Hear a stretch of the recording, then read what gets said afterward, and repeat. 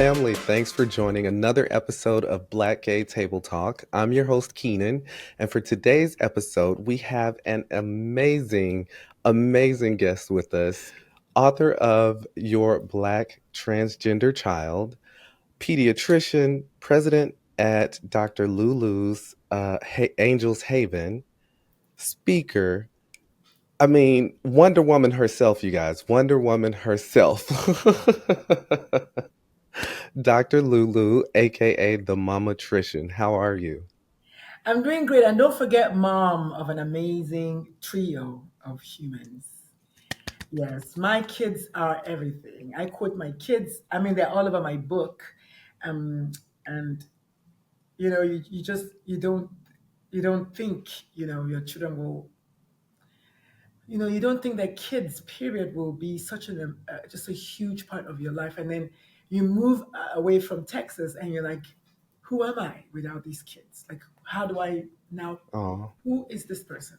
So even though I'm away from them, it's like when I first moved, I'll call number one today, then I'll call number two tomorrow, then I'll call number three the next day, and say, "Mom, didn't you just call me yesterday?" I'll be like, "Yes." It's like, "Have you called number two?" I say, "Yes." Okay. "Have you called number one?" "Yes." Okay. So, mom, I'm kind of busy. I'm like, "Oh, So then I realized, okay, I need to cut my own cord.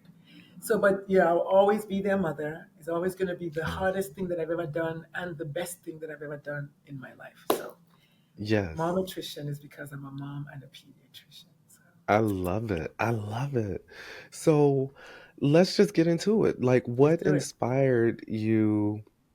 what inspired you to do, and one thing I did not say that I want to mention now, you're an activist, right? So Yes. what inspired you to be this activist, this outspoken equality pushing person with all this love and passion? What inspires you? I think I was born that way. I think we're all born the way we are. I'm an extrovert. And I used to try to dim that light because Mm, people are like, you're too like you're almost too much. Like I could tell they think that way. Until I saw the video on Instagram who said, why are you thinking that I'm extra? It's because you're basic. And I decided to own it. But also there's something that happens when you get older. You truly don't give a fuck anymore. And I don't know if you cuss on your show, but when I turned 50, I ran out of fucks to give. I was like, wait, hold up, wait.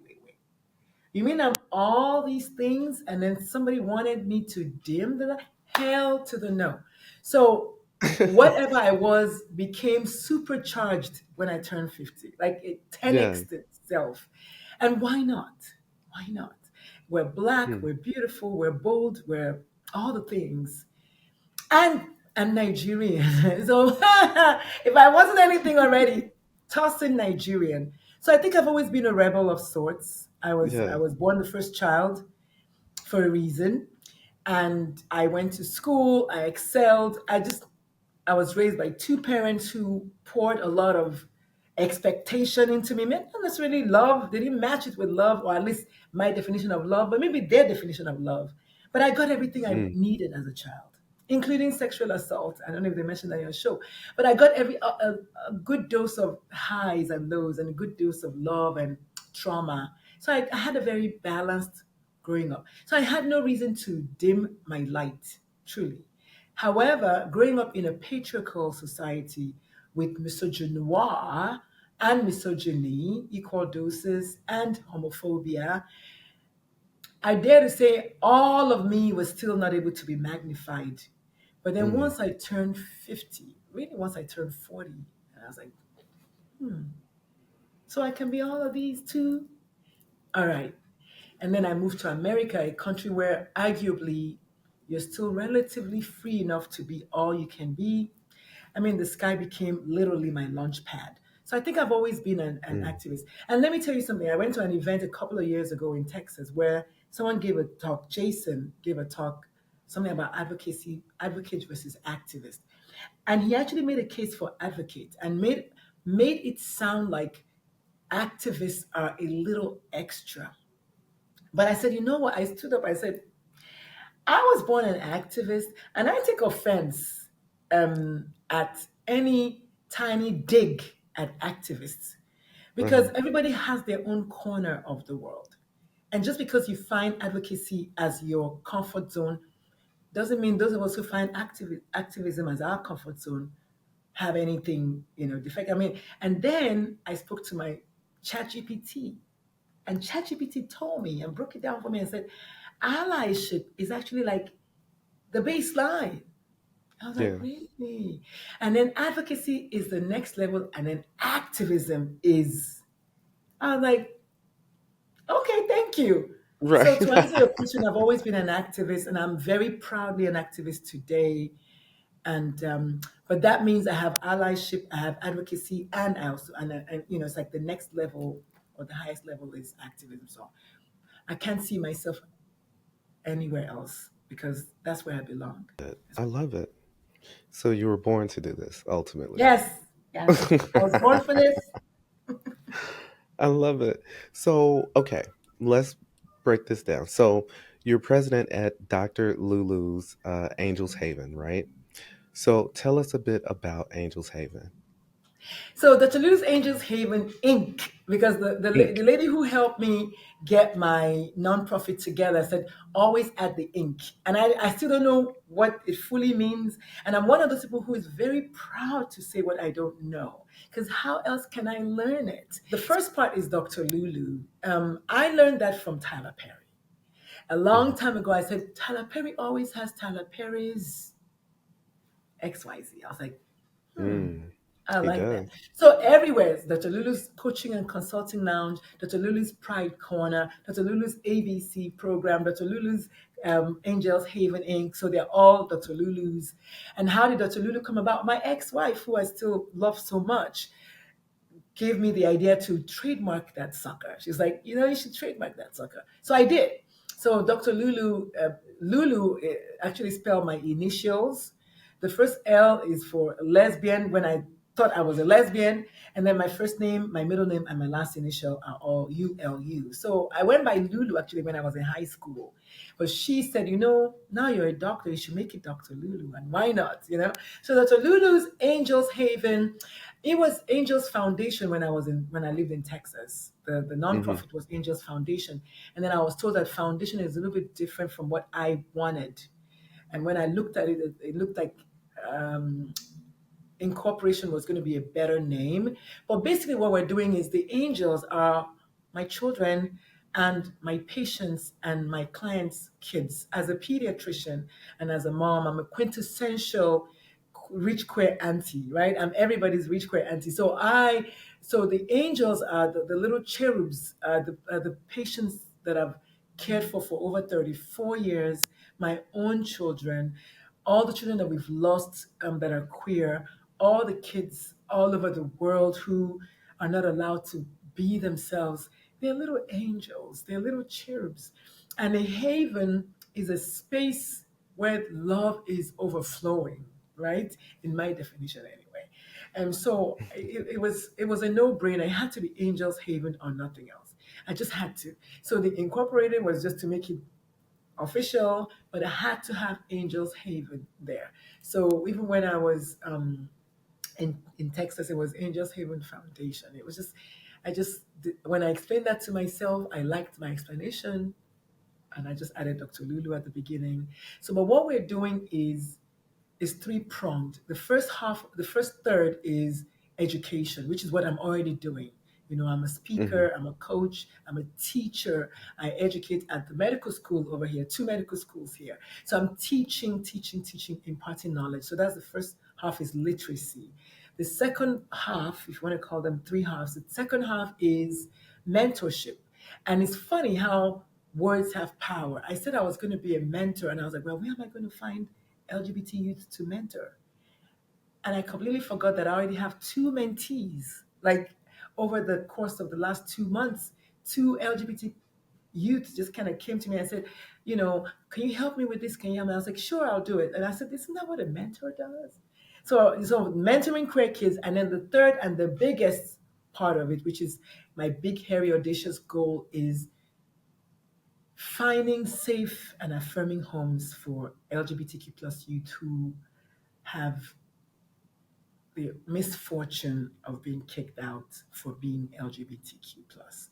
And I use kicked out because that's streets for finding love in the right places. Mm. They might be kicked out in a home that has a roof, right, and walls, but in that space is still toxic. They might be kicked out physically and be living on the streets. They might be in a Mm-hmm. foster home. They might be kicked out of the place of work because they're ostracized. So 'Cause- anything that causes the child to feel removed from the space, I want them to come to Angel's Haven and find that thing. So Got it. it's figurative in that we're going to build homes. That's my dream. Mm-hmm. But also it's figurative in that it's kind of virtual space, but also it's going to be physical because I also want to build homes. And I want to just rinse and repeat in each state of the country and then Yes. maybe in all around the world. I So as you can love see, that. I still don't have all the words put together yet because it's only 7 weeks old, but we're doing it. We're doing it. Yes, and it's about evolution too. But I'm Yeah, glad that you're doing what you're doing with Dr. Lulu's Angels Haven because looking at homelessness amongst youth, especially Black, queer, LGBTQ plus youth, it affects us disproportionately. It's astounding at how it's not been amplified. Well, there are organizations that are trying, right? And but we need to do more because they're bleeding and we need to help them, you I know? love that. I love the word "stop the bleed." So Stop here's the bleeding. the beautiful thing. Yesterday, I was having a conversation with Chanel Haley from the Equality Georgia Equality. Chanel made a proclamation that I didn't think I would ever hear. She said, "Dr. Lulu, if anybody can do it, it's you because you're a physician, and not just that you're a pediatrician, but also you have lived experience with a child who's transgender and all the things." However, she said, what blew my mind was when she said, "You'll be the only one in the state Wow. that is taking care of the particular group of people I'm talking about." So there Mm-hmm. is lost and found youth, there is a youth affirmed, and you hear youth, but they're all 18 and above. Mm. And I'm talking about the 4-year old. I'm talking about the 7-year old. I'm talking about the freaking 12-year old who is in foster care, who is gender diverse, who cannot live in their affirmed gender because maybe the foster care is owned by a church or somewhere where they're not able to be themselves. So she Mm-hmm. said, and she knows because she's been doing this for 30 years. She said there's no organization like that I keep saying Texas, in Georgia, that is thinking about the age that I'm thinking about, which is 0 to Mm-hmm. 18. So I was like, really? She said, Got it. yes, really. So she said, because of that, it's going to be harder. But then when I spoke to George from MAP, George said, because it's harder, that's why you need it. And I was like, that's what we need. I was like, okay. So everywhere I go and I talk about it, I get affirming nods. And I know that that means the work needs to be done. But I Yes. like to quote Usain Bolt. Usain Usain Bolt. Bolt said, I train every day for 4 years so I can run for 9 seconds. How dare you give up after 6 months? Wow. Wow. Yeah, that puts it into perspective. Like, period. Yeah. So I guess So we're not going to give up until we get there. let me ask you, speaking on gender affirmation, right? And um trans youth, and we won't get too political with it because I know that, politics can be a thing and I'm not sure if you're totally comfortable getting into politics, right? But how important is it for looking at this election that's coming up? How important is it for us to take a step back and realize that these kids are suffering? They're suffering and at the hands of people who don't know the struggle, who don't know. I mean, it's one thing to say, you know what, I'm on this end of it, right? And I feel this, I feel that, I feel this. But on the other end, you have a parent who is in that moment with their child, with their own fears, with their own beliefs, having these battles. How important is this election for us and for people who don't understand? What would your PSA be? I think, I mean, naturally, first of all, I went to Howard. So I'm a bison, right? So Wakanda forever, we're going to the White House because Kamala Harris went to Howard. Yes. So that's one. What I'd say is I have a different approach to it. And again, when you start doing, what you focus on gets bigger. Every time I go running, I think about the work that I do. I think about the people that I represent, and I think about the people that I minister to. One thing that rings through is, or true rather, is your child does not know the legislators. Your child does not know the governor. Your child does not know any of the state representatives. Your child knows you. I want to bring it all the way back down to the parent. Now, of course, the laws are the laws. However, we live in a country where you find one state that's not affirming, you find another state that is affirming. Where you find one state that's not doing something, you find another state that is doing something. And when you catch them where the money is, they will change. So I say that to say, children, a 4-year old's definition of gender affirmation is, Mom, read me a book about a transgender child. Mom, find me a toy that is non-gendered. Mom, wear me clothing that is non-gendered. Mom, cut my hair to a way that affirms my gender. None of that has anything to do with the governor yet. You see where Hmm. I'm going with this? I So got there's a difference between gender affirmation and gender affirming care. And so thank you for this question because this is the chapter I just reviewed in my book yesterday. Gender affirmation is more global, it's bigger, and gender affirming care, which is more of the medical, surgical, hormones, and all that. But if a 2-year old child knows their gender identity, I want to say that again with my full chest for those at the back. At the age of 18 months to 2 years old, children know their gender identity. If you ask a 2-year-old cisgender boy, what you. is their gender identity? They will tell you, I'm a boy. If you ask a 2-year-old cisgender girl, are you a boy or a girl? She say, I'm a girl. If you ask a 2-year-old transgender child, what are you? The child will respond with the gender that the parents assign to them. Because not that they don't know their gender identity, but because it is confusing for them that they feel this way, but their parents, aka me, what I did with my child was, no, you're not a girl, you're a boy. Repeatedly. So I say that all the time that when my kid was young, my mantra was stop acting like a girl. That was my mantra for Mhm. months and weeks and years. She would come home and say, Mom, look. She would tie her scarf and say, Mom, look, I have long hair like a girl. I said, no, you don't have long hair like a girl. Take that scarf off. I did that. She would tie a sweater around her waist and say, Mom, look, I have a skirt like a girl. I said, no, you don't. You're not a girl. She would say, Mom, what do you mean I'm not a girl? I said, you're a boy. Stop acting like a girl. We as parents have to hear our children. People say, oh, I'm a voice for the voiceless. I'm not a voice for the voiceless. Everybody has a voice. Are we listening? A two Mm, year old child will try to get your attention until they stop trying. The mm, child who is ask any transgender adult. That's why my favorite quote is every out queer adult was once a queer child hiding in plain sight. That's my mm, favorite original quote. They're hiding. We can see them. They're telling us, but we're not listening. They're not mhm, voiceless. We are not able to magnify their voices. Our job is to magnify.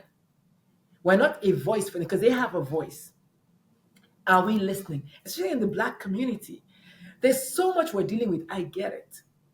There's racism, there's this and that, and then there's religious trauma, there's all the things. But also, when the child says, my own child, this is not, I'm not talking about somebody else's kid. I'm talking about my own kid who said to me, Mom, I would have never ever told you that I'm trans. I was like, why? He said, because our house was extremely transphobic when I was growing up. And she's right.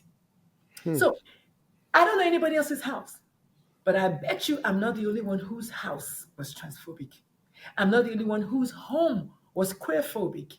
Even as I was married to my ex-wife, we didn't know what non-binary was.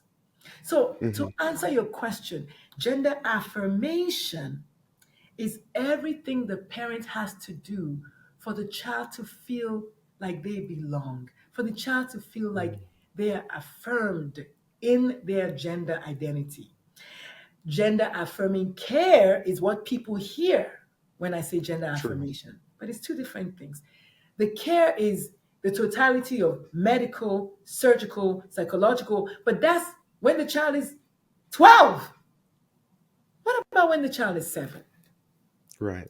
Because there are That's what I want to children who focus on. know. So my practice focuses, my Dr. Lulu's Pride Corner focuses specifically on how you can affirm a child from birth through when they when their voice is now loud enough to say, Mom, peace out. I'm out. I can't take this anymore. Or Mom, thank you so much for affirming me. Whatever it is, however it is that you do it. Now, how do we get there? The parent has to, every parent to be, every adult to be, has to begin by thinking, what if my child is trans? Hmm. That is how we're going to get to it. Don't say, I'm not a parent. No, because it takes a village to raise a child. It also takes a village to save a child. So that means every member of the village has to think, what if this kid I'm looking at right now is queer?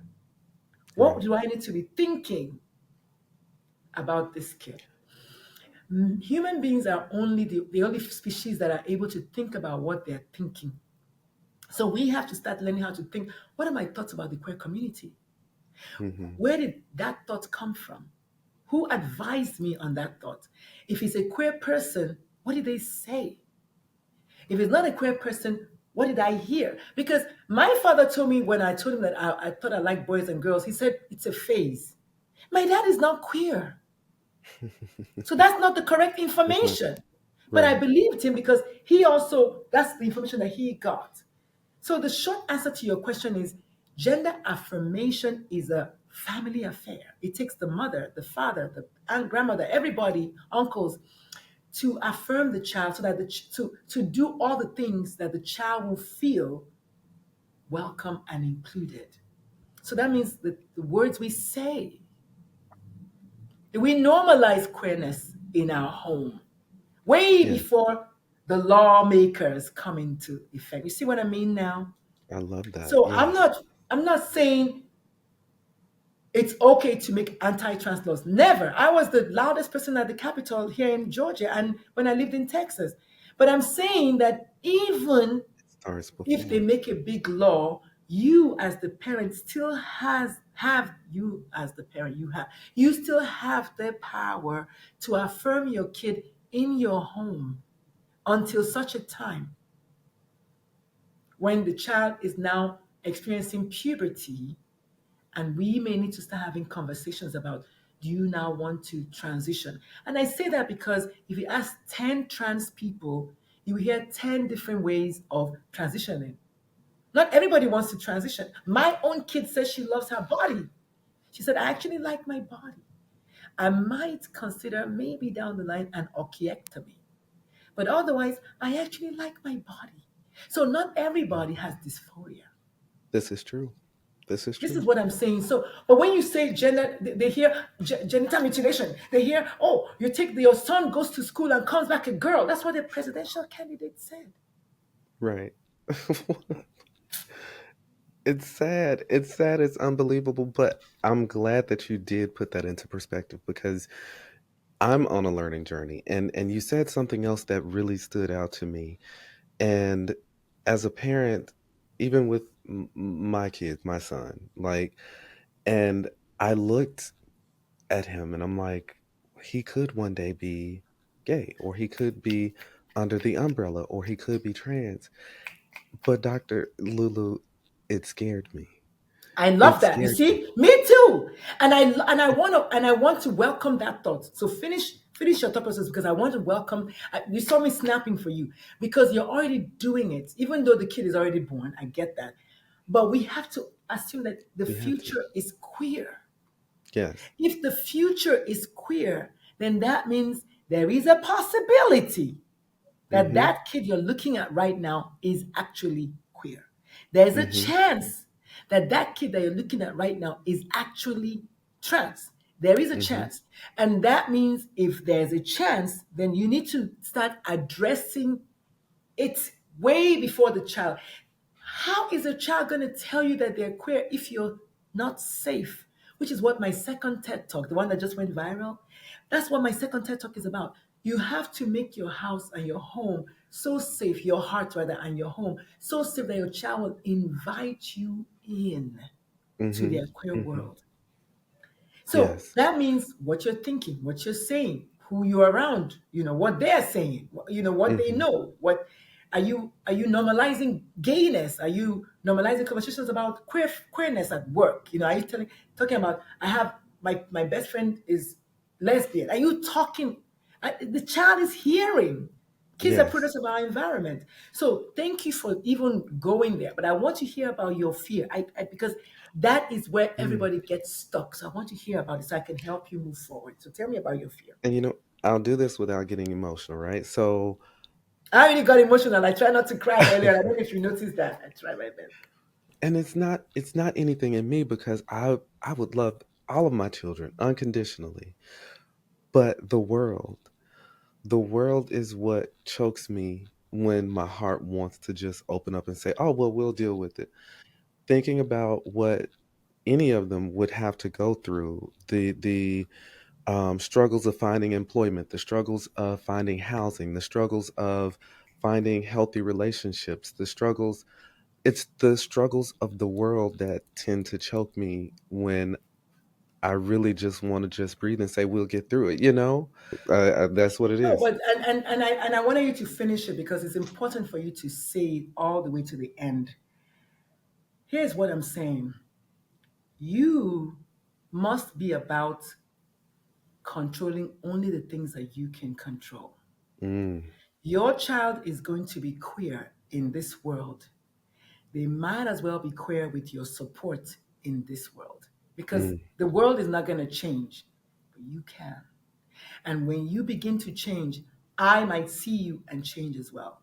When they say be the change, we're not joking.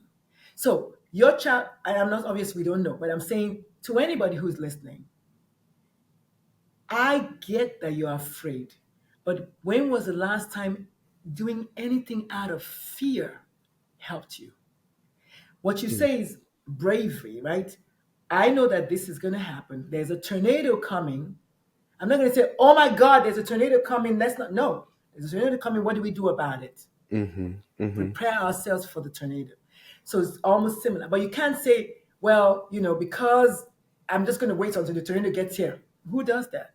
So prepare yourself for the possibility. Start normalizing conversations. Go shopping, buy gas, right? Find the places, move inland or outland, whatever the people do for tornadoes.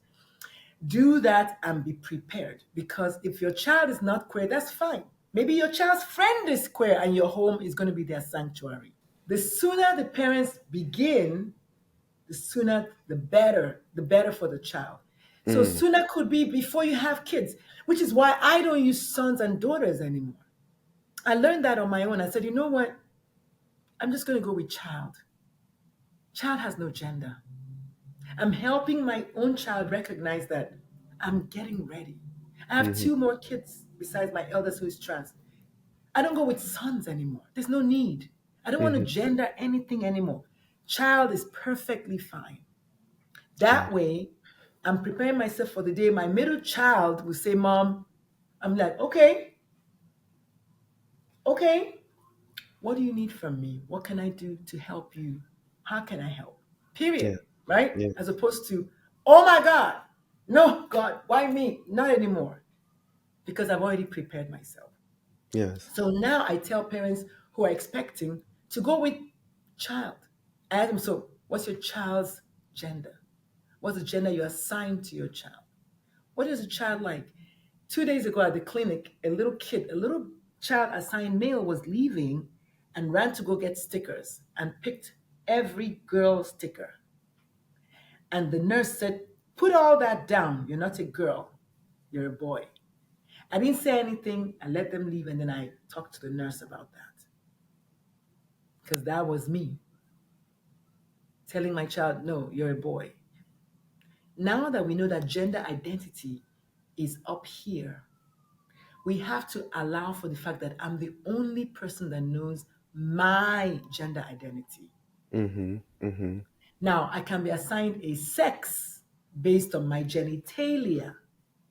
Unfortunately, the mistake we're making is we now assign a genital identity and expect a gender role that aligns with the genital identity. You see what I did there? Uh-huh. So there are Uh-huh. gender roles that we play. It's a game, it's a dance, it's drama, it's a movie, it's a play. But gender identity, I alone know. And so I tell people, I said, every child is safe with their gender identity until they manifest with a gender expression. If the child Wow. says, I want my hair long based on their gender identity as a girl, that's when they get in danger. That's when they say, wait, why does he want to wear a dress? Mm-hmm. Mm-hmm. So the parent who doesn't say because my child is comfortable wearing dresses, right? She doesn't Mm-hmm. say that, that's not affirming. You see what I mean? Like, it's how you respond, is what you say, is what you're Right. doing. She should Wow. be, the mother should be able to say, because my child is comfortable wearing that kind of clothing. Because in Jesus's days, what did Jesus wear? This is true.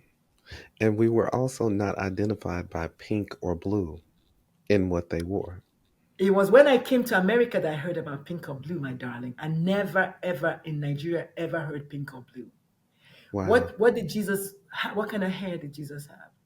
It was I'm long hair. saying if you really Yeah. want to go back then, but even before Jesus, aristocratic days, men wore pink Mm-hmm. and they wore heels. Mm-hmm. Originally, heels were made for men as a Mm-hmm. form of class to feel elevated. Today, Wigs. men wear heels in Texas and they call them cowboy boots. Yeah. Yeah. They wore wigs. They They wore wore wigs, corsets. okay? And the True. remnants of the wigs is still in the UK. All the lawyers and solicitors, they still wear wig. So let's not pretend that society has always been right. We Agreed. have multiple examples of when they've been wrong. Too many. Too Racism is the many. big one, right? So let's not pretend that we don't know these things. And you can call it elementary. It's like, yeah, I mean, we know that. If you know it, then show it. The only way I can know that you know it is by you showing it. So thank you for being vulnerable. You have an upcoming event, I believe. Parents supporting parents, right? So I will say, I'm grateful for this moment right now because I do remember um,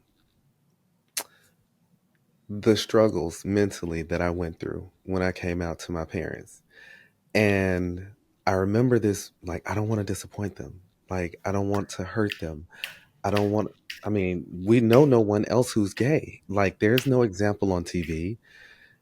And something like this, I think, I know my mom for sure would be over the moon about if the opportunity was there. And even with her, and like you said, we're a product of our environments. She struggled with it a bit in the beginning because her fears seeing what happened to others. And we grew up in the South, in Memphis, Tennessee, right? So seeing what happened to other people, she did not want those things to happen to me. Well, your upcoming event. But So but it, but but but but let's go there. Your mom is not alone in there. That's every parent's fear. I keep yeah. saying Les Brown defined fear as false evidence that appears real. So that means when you look deep into the belly of fear, you see your face looking back Mm, at you. So fear is it's actually it's up here. It's a sentence, it's a thought, it's there are words that we put together that we're saying to ourselves, aka anxiety. I like to define anxiety as worryation over something that has not happened yet. mm, Listen, again, going back to I get that the world is homophobic, but we cannot as a result of that, stifle our kids. And that's why one of the most beautiful pictures that comes out during Pride Month is the parents who have a pair of scissors and they're trying to cut off the wings of the transgender child. What that picture says is mm. don't become the first bully. While you're afraid of all these things that are going to happen to your child, you inadvertently become their first bully, which is what I Wow. did. So, two wrongs cannot make a right. We Mm-hmm. cannot allow ourselves to live in fear. This is what Martin Luther King Jr. preached against fear. Like we have to be about doing the work because otherwise we become like them True. and they're not like us, right? So we become like them when we're afraid of what power they have. We become like them. What we should do is we know who they are, but because we're not like them, we're going to do what's right by our kids because kids don't forget trauma.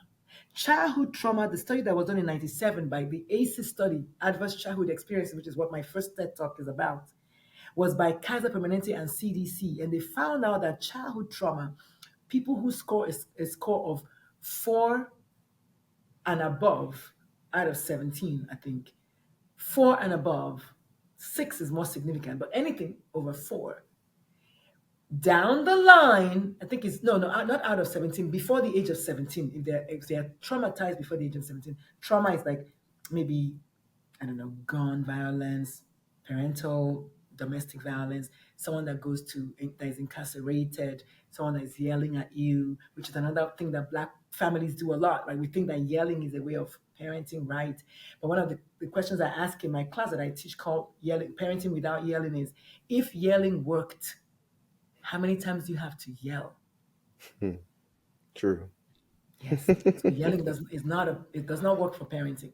But anyway, when a child is traumatized, they find out that before the age of 17, down the line, they develop anxiety, depression, mental health, kidney problems, heart disease, migraines, all these things because Wow. they were exposed to trauma as children. And then the Mm-hmm. worst one is the big S, suicide. So if we know all of that, then we need to do better sooner. Because just because we're worried about what the world is going to do, the micro environment that the child has is you at home. Kids have jumped off the ledge because of that, because of True. fear of how their parents are going to react. So, wouldn't it be better if the parents started normalizing conversations even before the child ever thought about maybe this is who I am? Mm-hmm. Because one of the questions I ask people is, if hanging around queer people makes people queer, then that means hanging around straight people should make people straight. There's a majority of straight people. True. Why are we not all straight? True. Because because water finds its level. Your child finds people like them. My friends are more likely to be Nigerian because I'm Nigerian, as an example, right? My friends are not more likely to be doctor because I'm a doctor. My friends are more likely to be women because I'm a woman. My friends are more likely to be queer because I'm queer. So I'm not going to hang out with people who are queer because I'm straight. No, because they're not like us, right? Right. One of the songs I love to sing is a song by Tarzan, or the song of Tarzan. He said, I want to know, please show me, I want to know about the strangers like me. They were strangers, but they were like him.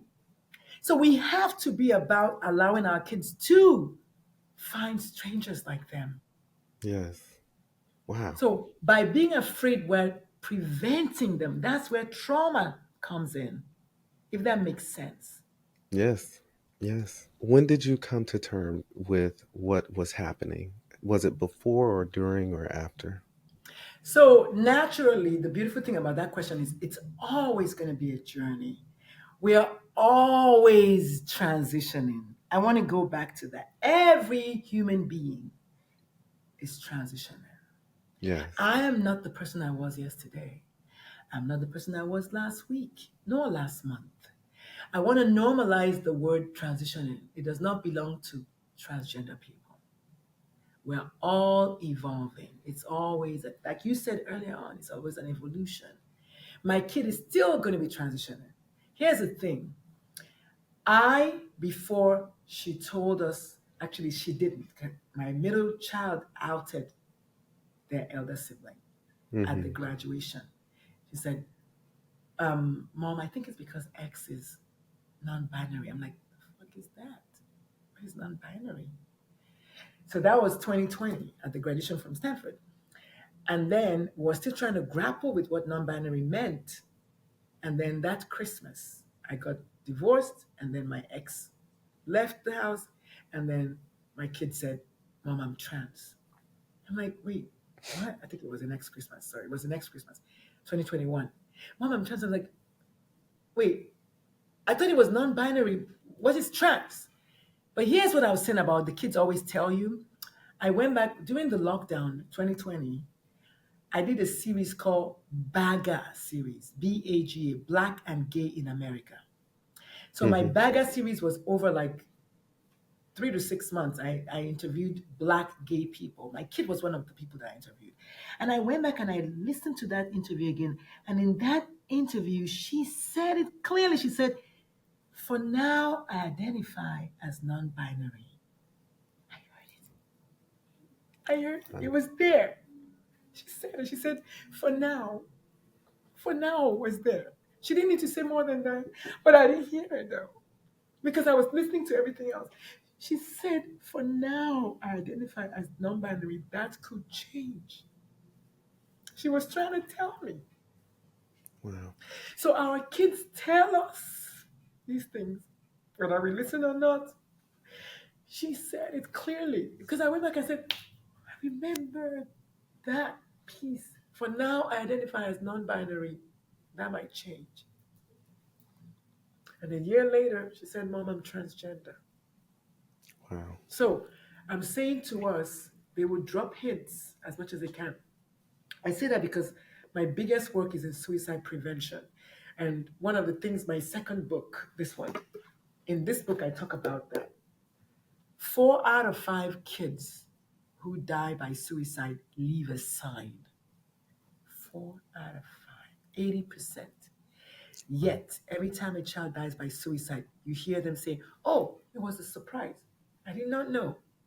We had no idea, child or adult. But when you go back and start listening, because I had a podcast called Suicide Pages where I spoke to 240 interviews, I heard everything. Every last person said, yeah, I mean, we just didn't think you were going to do it. Yeah, I mean, yeah, we saw the signs, but it was only after they jumped. You know? If my kid had been one of those, because suicide is very high. So if my kid had been one of those, I would be telling you right now that she said it more ways than one. Mom, what do you mean I'm not a girl? Mom, but what is a girl? And I'll be like, you're not a girl. What you're doing is for girl. She'll ask me different ways. And she will show me and she'll come and she'll be so happy. And I'll be like, no, take that from you. You know, we are doing it. We parents are doing it. I've learned to quit beating myself up about that because I'm doing everything I can now to teach people so that they don't have to make mistakes. But that doesn't mean I didn't do it. I wish I had done it sooner because I wish my father had said it sooner to me too. We Yeah. all wish that. So, Yes. what is it going to take for us to start doing it? Another Right. death? Another suicide? Opportunities are plentiful, right? There's a lot of opportunity that for us to get better, to speak better, to see better, to hear better. When you look at what you do, what gives you the most? What fills your belly the most? If you had to just choose one thing, and I know that's hard and I probably don't know. It's unfair. actually not as hard as it sounds. What gives me the most joy is that I'm able to keep going. So I find the utmost joy in the fact that this thought came to me. I swear to God, that the day I said I need to talk to parents, and my ex-wife said, "You should." She said, because I came home and I said, I'm done. She said, what? I said, I had another kid who was suicidal today. And she was complaining about her mom, that and her mom, that and her mom. And my ex-wife said, I think you need to be talking to the parents. It wasn't even about LGBT. She said, it sounds like you're talking to the wrong people. I was like, yes, Mm, yes. that was But it. in my mind, I was like, I'm a pediatrician. I should be talking to the kids. Just like when you go, you have Pride ERG here, Pride ERG there. I get it. I love the power of community. But the person who has the more power is the parent. Because for 18 solid years, they are the caretakers of these people. And so we need to get them to start doing right. So till the day I die, I'm going to keep talking to parents. So the second thing that gives me joy is finding spaces where I can talk about it. Because it's not everywhere, as you know, that is going to allow me to come and talk about this. Finding True. churches, finding organizations, finding doctors' offices, finding platforms, finding podcasts, finding radio shows. I want to go on Karamo's show. And Karamo was like, Karamo was like, he wants to come on my show, great, but I want to go on his show. I want to go on Jennifer Hudson. I want to go on the other girl, Tamaron Hall. I want to go on Cameron all Hall. the shows. I want to go because nobody's talking about this, baby. Yes, that's true. And we need to talk about it more. So that's why I said the So, second best thing is platforms. And then the third best thing is the queer folks. My kid said, Mom, actually, my second TED talk, she said, Mom, what's with this line? I said, what line? She said, this line that says, I understand your need to mourn the loss of the child. I said, what child was lost? I said, she said, yes. What child? The child is alive and well. The loss of wow. their expectations, it never was. I was like, so I removed that line from the TED Talk. And because I removed that line from the TED Talk, I didn't have enough time to practice the new replacements. She said, okay, you can say something like, I understand your need to reset your mindset or whatever. Just don't put that there because what are they mourning? The child is finally happy. I was like, oh my God. She said, if anything at all, they should be celebrating. And I was like, Wow. I cannot tell you how many conversations I have had with, and I'm starting to have these talks more, but with parents of either gay kids, trans kids, kids under the umbrella that have said, I had, or have told them, you need to mourn. It's okay for you to mourn the child that you've lost. And again, it's an evolution, right? So I don't know. It's not. No, no. It's actually not an evolution. That's the only place I will go to my grave and disagree. I disagree. I disagree with that because I disagree it, too. you know why? Because at that moment, it's about the child. It's not about Hmm. you. And that's why at the back of my book, the first line says, Mom, it's not about you. Because my kid said that to me. Mom, it's not about you. It's not about you. Wow. That's why. So I will hold space for the parents all they want, but I will not allow them to mourn. Here's why. The definition of suffering is knowing what to do and not doing it. As Mm. long as they welcome mourning into the space, it's taking longer. So how long are you going to mourn? So how long is long enough? Hmm. Amen. Again, family, we have been graced by Dr. Lulu, aka the Mamatrician. Don't forget, check the details in the description for upcoming events. and Dr. Lulu's website. And we thank you. Hopefully, you've heard something. Hopefully, you've been inspired. And share this. Share this so that others don't have to go through what we went through, and so that we can help save that child. Yeah. And if they like to listen to podcasts, my podcast is Moms for Trans Kids. Moms, the number four, Trans Kids. Please go subscribe on a YouTube channel. It's called Moms, the number four, Trans Kids podcast. And listen to other moms, not just me, talking about this, normalizing these kinds of conversations. And yeah, we cuss on the show. So. Yes. Yes. All right.